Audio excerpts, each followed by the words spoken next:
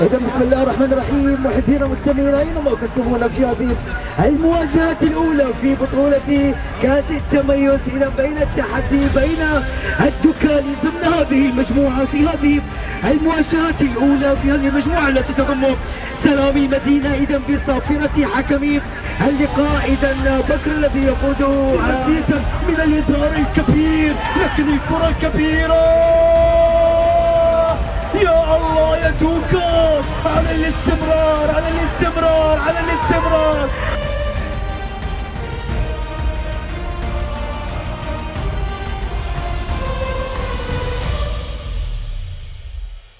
أن يأتي بالكرة بالكرة بالكرة بالكرة.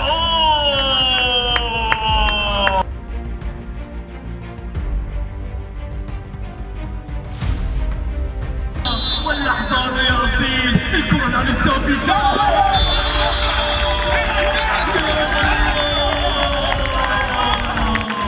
يوسف بوطني رقم 7 يا جماعة، يشعل البداية الأولى، يشعل الشرارة الأولى، يشعلها توكا توكا.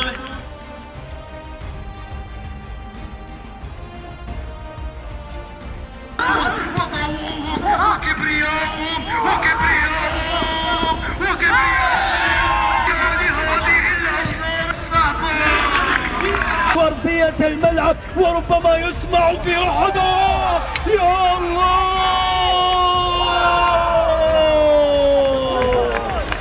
هذا ما لا يحمد عقباه.